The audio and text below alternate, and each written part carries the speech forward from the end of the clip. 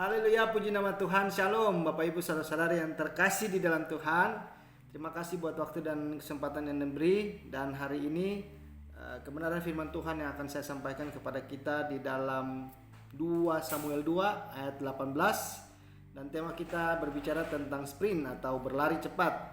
Di dalam 2 Samuel 2 ayat 18 berkata, ketiga anak laki-laki Seruya, yakni Yoab, Abisai dan juga Asael ada di sana. Asael cepat larinya seperti kijang di padang.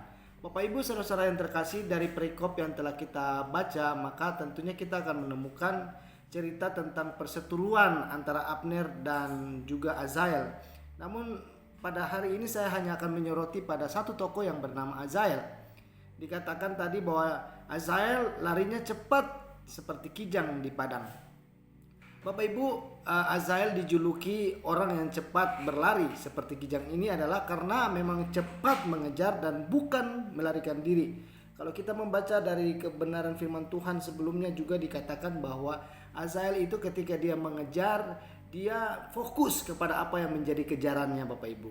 Jadi kisah Asael ini juga akan mengajarkan kepada kita dan saya tentunya tentang beberapa hal yang perlu kita pahami bersama. Yang pertama, Asael itu adalah orang yang kuat, ya. Jadi mengajari kepada kita bahwa saat kita ingin melakukan atau kita ingin berlari dengan tujuan dan arah yang benar, tentunya juga perlu adanya kekuatan untuk dapat memberikan hasil yang memuaskan.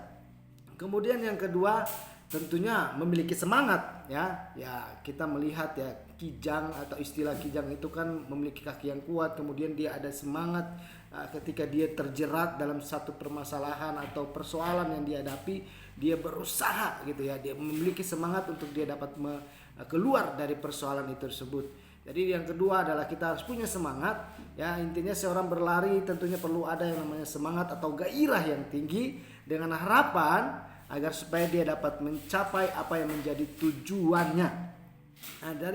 Dan yang ketiga, Bapak Ibu, saya hanya membagi tiga hal ini. Yang ketiga adalah perlu memiliki mental dan keberanian, ya. Jadi ya ketika kita melakukan sesuatu, ya, kita berlari, apalagi di dalam peperangan tentunya, ya, di dalam hal seperti ini tentunya diperlukan bagi setiap orang, bahkan seorang prajurit perlu memiliki yang namanya semangat. Artinya kita harus benar-benar siap fisik, mental kita, ya, bahkan juga keberanian kita untuk kita dapat mencapai apa yang menjadi tujuan kita. Karena terkadang ketika di dalam perjalanan atau di dalam peperangan kita, apalagi seperti tadi dikatakan dalam kita berlari tanpa tujuan, atau ketika kita tidak punya mental dan keberanian dan kita mulai semangat kita mulai turun, nah begitu juga mental kita mulai down gitu ketika menghadapi, maka kita tidak akan